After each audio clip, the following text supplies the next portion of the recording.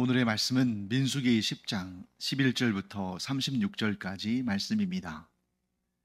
둘째 해 둘째 달 스무날에 구름이 증거의 성막에서 떠오르매 이스라엘 자손이 시내 광야에서 출발하여 자기 길을 가더니 바란 광야에 구름이 머무니라.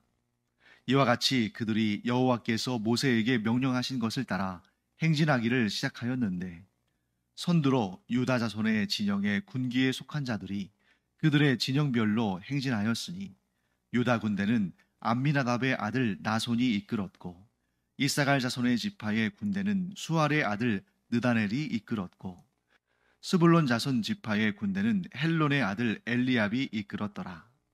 이에 성막을 거두매 게르손 자손과 무라리 자손이 성막을 메고 출발하였으며 다음으로 르우벤 진영의 군기에 속한 자들이 그들의 진영별로 출발하였으니 르우벤의 군대는 스데울의 아들 엘리술이 이끌었고 시므온 자손 지파의 군대는 수리사떼의 아들 술루미엘이 이끌었고 갓 자손 지파의 군대는 두엘의 아들 엘리아삽이 이끌었더라.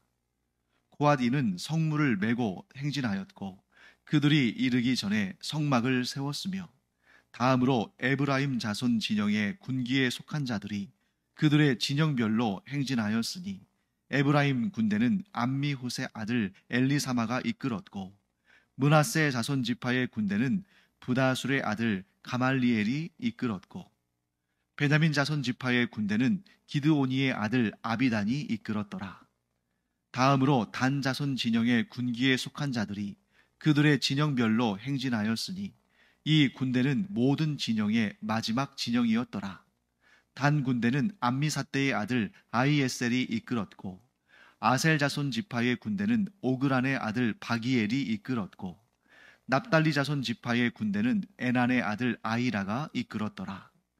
이스라엘 자손이 행진할 때에 이와 같이 그들의 군대를 따라 나아갔더라. 모세가 모세의 장인 미디안 사람 르우엘의 아들 호밥에게 이르되 여호와께서 주마하신 곳으로 우리가 행진하나니 우리와 동행하자. 그리하면 선대하리라. 여호와께서 이스라엘에게 복을 내리리라 하셨느니라. 호밥이 그에게 이르되 나는 가지 아니하고 내 고향 내 친족에게로 가리라. 모세가 이르되 청하건대 우리를 떠나지 마소서. 당신은 우리가 광야에서 어떻게 진칠지를 아나니 우리의 눈이 되리이다. 우리와 동행하면 여호와께서 우리에게 복을 내리시는 대로 우리도 당신에게 행하리이다. 그들이 여호와의 산에서 떠나 3일 길을 갈 때에 여호와의 언약궤가 그 3일 길에 앞서가며 그들의 쉴 곳을 찾았고 그들이 진영을 떠날 때에 낮에는 여호와의 구름이 그 위에 덮였었더라. 궤가 떠날 때에는 모세가 말하되 여호와여 일어나사 주의 대적들을 흩으시고 주를 미워하는 자가 주 앞에서 도망하게 하소서 하였고 궤가 쉴 때에는 말하되 여호와여 이스라엘 종족들에게로 돌아오소서 하였더라. 네, 이제 이스라엘 백성들이 본격적으로 광야에서의 여정을 시작합니다. 왜냐하면 구름 기둥이 성막 위로 떠올라서 움직이기 시작했기 때문이죠. 하나님께서 이스라엘 백성들에게 출발하라고 명령을 하신 것입니다. 자, 이스라엘 진영의 이동이 시작됐는데 그 이동도 아주 질서 있게 순서에 따라서 이동이 되어야 됩니다. 오늘 본문의 말씀을 쭉 읽어보면 그 순서가 나옵니다만 무려 36절이나 되는 구절이니까 이 36절이나 되는 구절들을 앞에서 뒤까지 쭉 읽으면서 그 순서를 파악하려면 그것도 쉬운 일은 아니죠. 그래서 제가 간단하게 요약을 해드릴 테니까요. 여러분들이 좀 알아두시면 좋겠습니다. 물론 외우실 필요까지는 없지만 그러한 순서에 담긴 이유들을 알면 좀 좋겠죠. 자, 이스라엘 진영이 출발하는데 맨 앞에서 출발하는 존재는 자, 오늘 본문의 말씀을 그냥 쑥 보면 동쪽 진영의 지파들, 곧 유다 지파를 필두로 해서 그 양 곁에 이사갈과 스불론 지파가 가장 먼저 출발하는 것처럼 볼 수 있어요. 앞에서부터 쭉 보면 유다 지파를 비롯한 동쪽 진영의 사람들이 먼저 출발하는 것처럼 보일 수 있는데, 그래서 성경을 우리가 꼼꼼히 봐야 됩니다. 자, 오늘 본문의 33절 말씀 보시면 뭐라고 되어 있냐면, 언약궤가 이스라엘 진영에 앞서 나가셨다. 즉, 언약궤가 이스라엘 진영들을 이끌고 가시는 그런 형태입니다. 그렇기 때문에 이스라엘 진영들이 광야에서 이동할 때는 맨 앞에 언약궤가 있었다. 그리고 그 다음에 동쪽 진영, 곧 유다와 이사갈 스불론 지파가 그 뒤를 따라갑니다. 그리고 그 다음에 성막이 따라가요. 그러니까 성막 형태 그대로 간 것이 아니라 게르손과 무라리 지파들이 이 성막과 휘장 같은 패브릭, 그런 천 종류, 가죽 종류는 게르손 자손이 이렇게 정리하고 포장해서 이제 수레에 싣고 소를 끌고 가는 것이고, 그 다음에 뭐 널판이랄지 기둥이랄지 줄이랄지 이런 이 성막을 세우고 성막들을 만드는 데 필요한 이런 좀 무거운 것들은 무라리 자손이 그것을 또한 수레, 그 이스라엘 그 12지파의 대표들이 성막을 봉헌할 때 드린 그 예물들이 있잖아요. 그래서 그 예물들 가운데에 두 대는 게르손 지파에게, 또 네 대는 무라리 지파에게 주었습니다. 그래서 그 6대의 수레에 이 성막과 널판과 기둥들 이런 것들을 실어서 소 2마리씩이 소 2마리가 수레 하나씩을 끌었죠. 그렇게 이동합니다. 그러니까 지금까지 본다면 언약궤가 맨 앞에, 그 다음에 유다 지파와 이사갈 지파, 스불론 지파, 즉 이 동편 진영의 지파들이 두 번째로, 그리고 세 번째로는 성막이 이동하는데, 그 성막을 이동하는 데는 게르손 자손과 레위 지파의 게르손 자손과 무라리 자손이 그 일을 했습니다.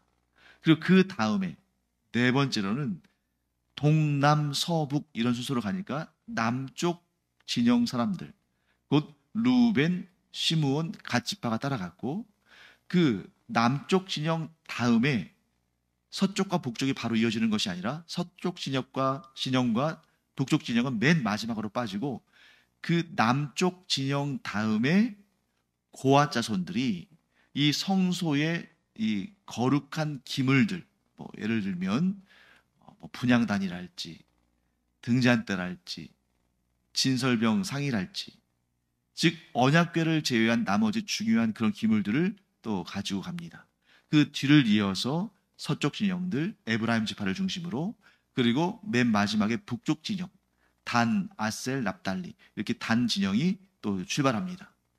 자, 간단하게 요약한다면, 이것도 간단하지 않습니다만 7개로 세분할 수가 있는데, 첫째 언약궤, 둘째 동쪽 진영, 셋째 성막, 넷째 남쪽 진영, 다섯 번째 성소의 기물들, 여섯 번째 서쪽 진영, 마지막 일곱 번째 북쪽 진영.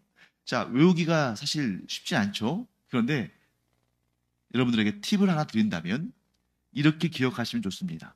이스라엘 진영이 이동할 때 1, 3, 5, 7은 빼고요.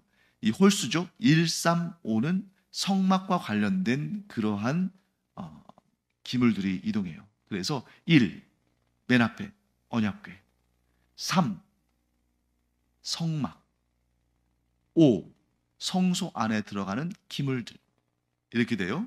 그리고 2, 짝수, 2, 동편 진영, 4, 남편 진영, 남쪽 진영, 그 다음에 6, 서쪽 진영, 그리고 마지막 7은 북쪽 진영.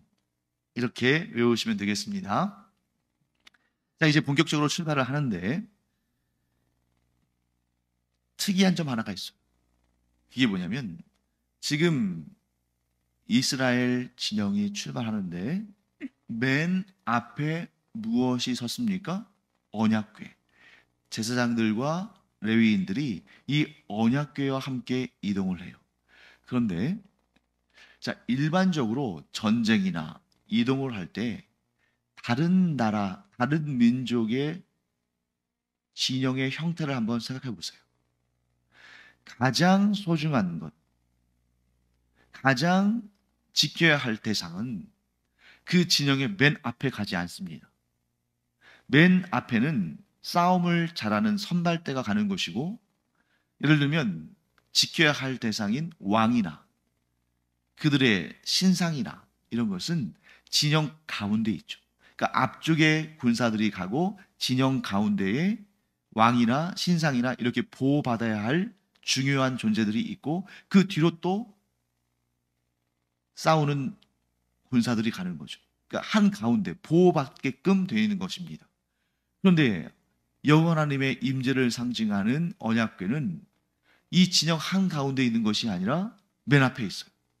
실제로 정착했을 때는, 어느 한 지역에 정착했을 때는 여호와의 언약궤가 있는 성막이 한 가운데 있고, 그 주변을 둘러싸고 이스라엘 진영들이 동남 서북 이런 순서로 자리를 잡습니다만, 그리고 그 언약궤를 향해서, 그 성막을 향해서 향해 있습니다만, 그것은 하나님을 섬긴다는 차원이에요.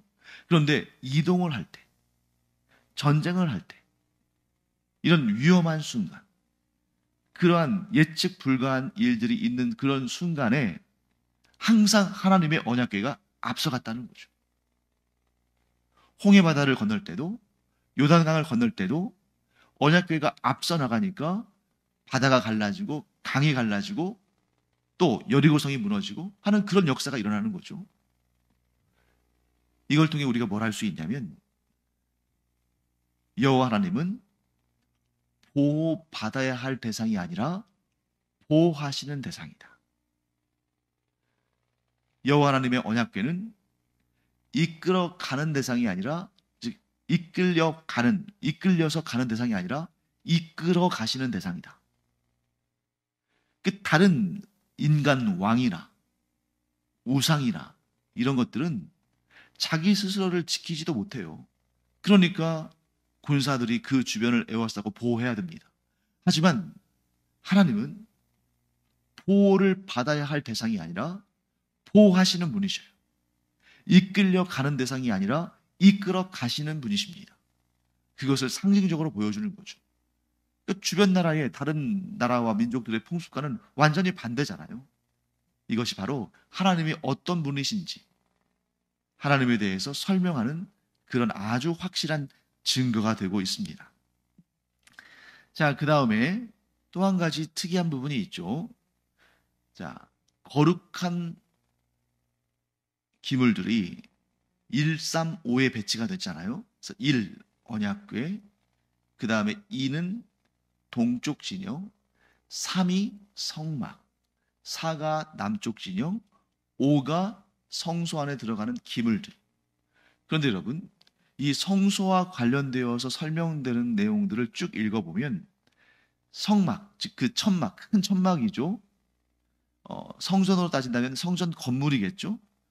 이런 건물이나 천막보다 무엇이 더 거룩하고 소중한 것으로 여겨지냐면 그 안에 들어가는 거룩한 기물들입니다. 언약궤가 가장 소중하고, 그 다음에 분향단, 등잔대, 진설병상, 이렇게 성소 안에 들어가는 기물들이 아주 소중하게 여겨지죠. 그래서 레위인들이 그것을 옮길 때도 눈으로 봐서는 안 돼요. 그러니까 성막은 밖에 있으니까 눈으로 보지만 성막 안에 있는, 즉 성소 안에 있는 그 실내 공간에 있는 그런 분향단이랄지, 언약궤는 물론이거니와 지성소 안에 있으니까 분향단, 뭐 등잔대,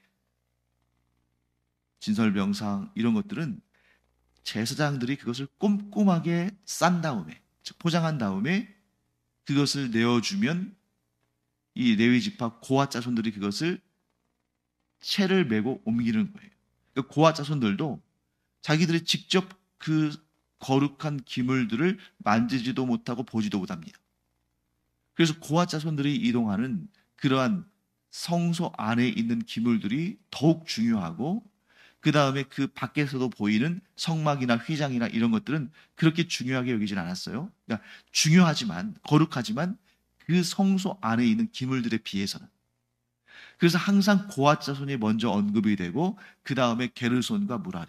실제로 레위의 아들들 가운데서는 고앗이 장남이 아니고 게르손이 장남인데도 이 고앗 자손이 가장 거룩하고 소중한 성소 안에 있는 물품들을 담당했기 때문에 고앗 자손이 먼저 언급이 됩니다. 그런데 오늘 이 이스라엘이 이동하는 이 진영의 순서를 보면 1번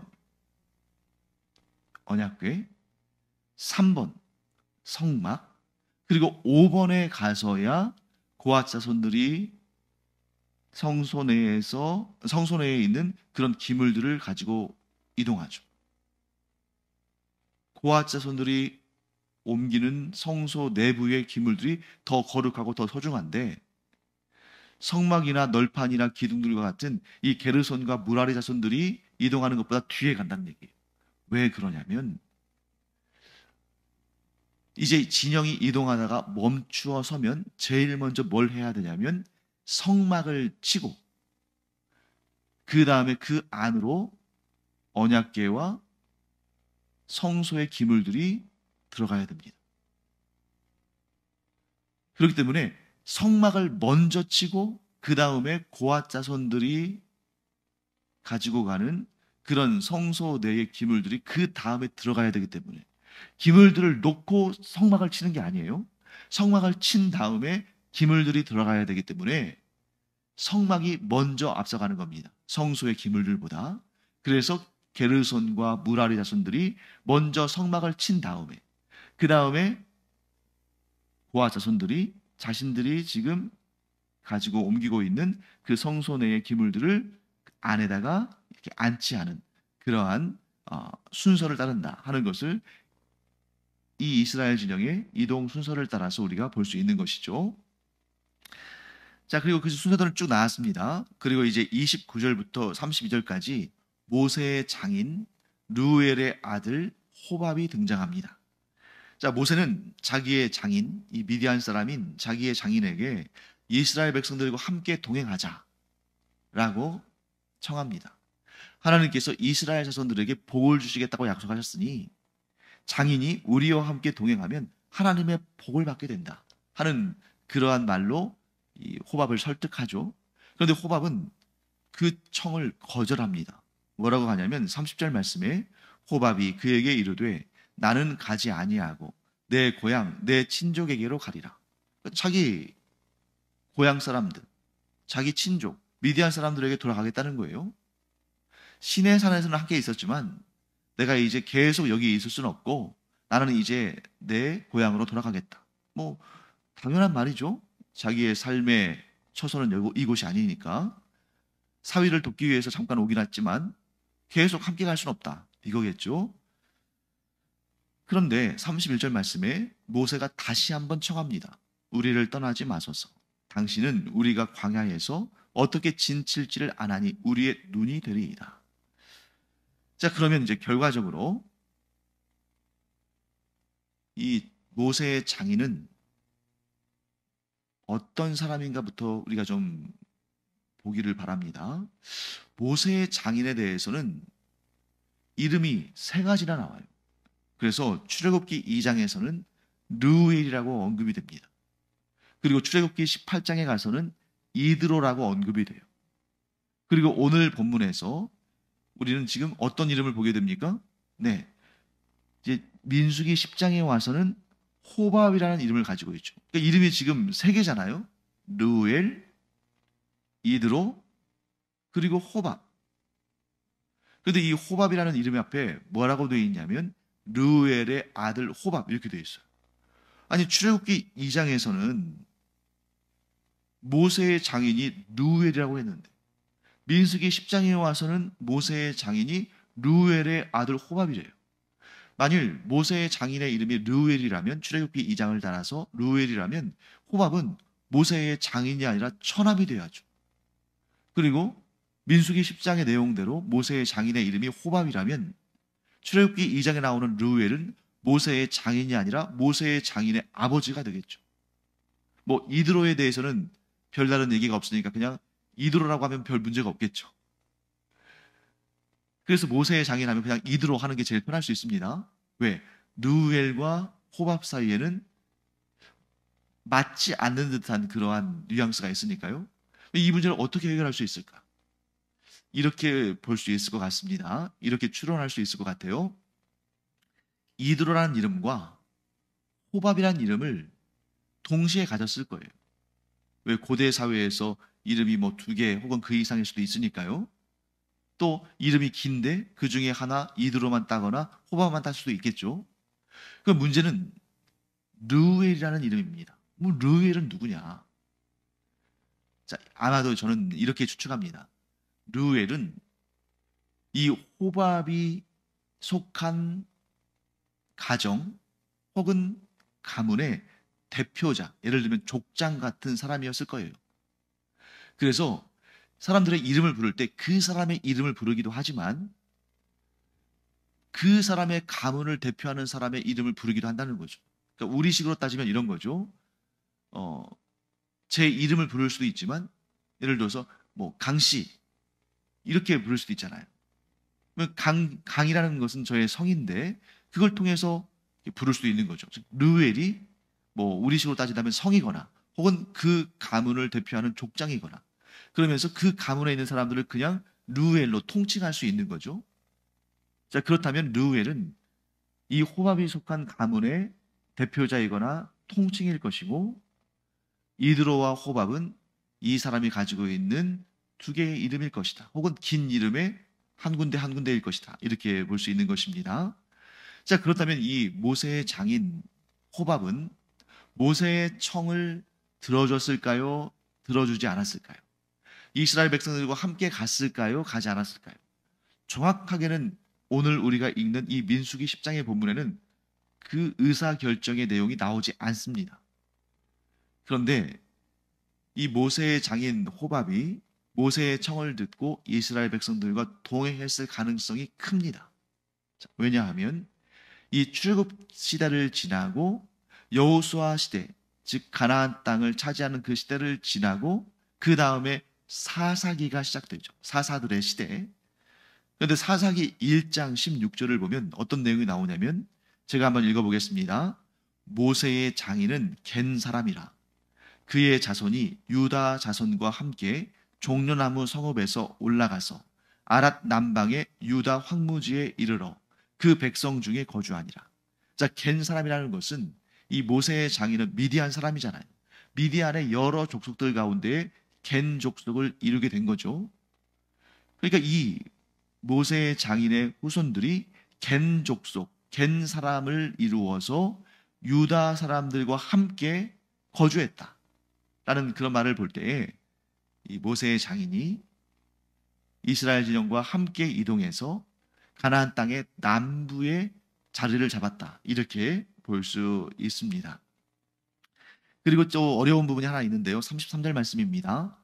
그들이 여호와의 산에서 떠나 3일 길을 갈 때에 여호와의 언약궤가 그 3일 길에 앞서가며 그들의 쉴 곳을 찾았고 라는 표현이 나오는데요. 어떤 분들은 이 구절을 번역하면서 해석하면서 이렇게 해석을 합니다. 여호와의 본 진영이 가는데 맨 앞에 여호와의 언약궤가 앞서가잖아요. 그 사이의 거리가 3일 길이었다고 해석하는 그런 경우가 있습니다. 즉 이스라엘의 유다 지파가 이 진영들 가운데서는 맨 앞에 가는데 그 유다 지파보다 앞에 3일 길을 언약궤가 먼저 갔다. 3일 길이면 까마득하게 먼 길이잖아요. 그렇게 해석하는 것은 좀 무리가 있을 것 같습니다.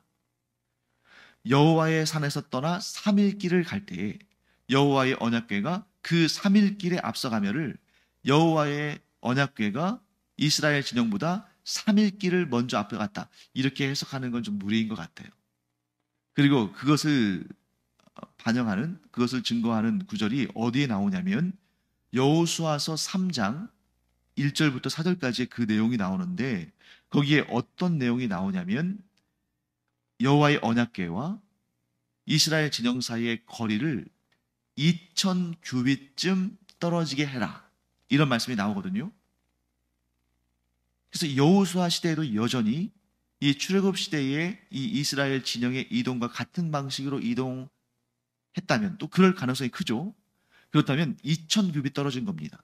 즉 여호와의 언약궤가 이스라엘 진영과 바짝 붙어서 간 것이 아니라 언약궤가 2000규빗쯤 앞서서 가는데 2000규빗이라면 대략 거리상으로 한 900m에서 1km 정도예요.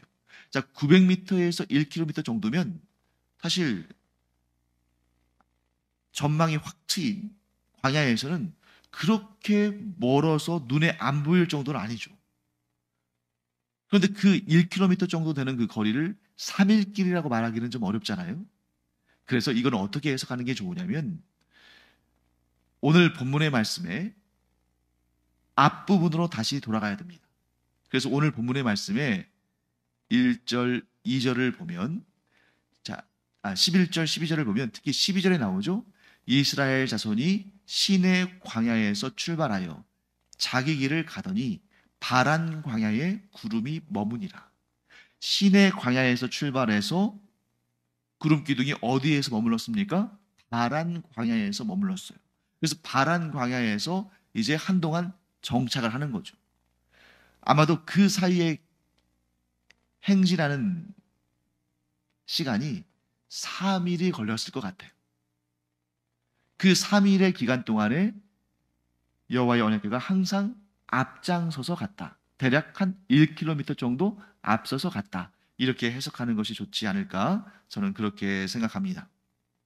자, 오늘 말씀을 마무리하겠습니다. 이스라엘의 진영이 행진할 때 맨 앞에 여호와의 언약궤가 나아갔다. 그것은 여호와 하나님이 보호를 받으셔야 하는 존재가 아니라 이스라엘 백성들을 보호하시는 존재이다. 그것이 곧 다른 나라의 왕들이나 다른 나라의 신들과는 다른 결정적인 차이다. 그렇다면 오늘날도 변치 않으시나 하나님께서 우리에게 어떤 관계성을 설정하시겠습니까? 하나님은 우리의 보호하심을 받는 분이 아니라 우리를 보호하시고 우리를 인도하시고 우리에게 복 주시는 그러한 우리에게 은혜를 베푸시는 하나님이시다 하는 것을 꼭 기억하는 우리가 되기를 바랍니다. 기도하겠습니다. 하나님 감사합니다. 하나님께서 살아계시고 하나님께서 그 권능으로 저희를 보호하시며 저희에게 은혜를 베푸시는 하나님이심을 이 시간 믿고 또한 기억합니다. 그 하나님을 믿기에 저희들이 이 험한 세상에서 인생길을 갈 때에 평안을 누릴 수가 있습니다. 왜냐하면 하나님께서 저희들을 지켜주시고 인도하시고 복 주시는 분이심을 저희가 믿기 때문입니다. 이 믿음 저희들이 천국 가는 그날까지 이 험한 세상에서 잃지 않고 지켜내므로 하나님의 그 선하시고 인자하시고 풍성한 은혜의 인도하심을 늘 경험하게 하여 주시옵소서. 감사드리며 예수님의 이름으로 축복하며 기도합니다. 아멘. 기도하는 시간입니다. 여러분, 하나님은 항상 우리보다 앞서 가시며 우리를 지키시고 보호하시고 우리의 쉴 곳을 찾으시며 우리에게 가장 좋은 것을 주시는 분이신 줄 믿습니다. 그 하나님의 은혜에 감사하며 기도하기를 바랍니다. 기도하겠습니다.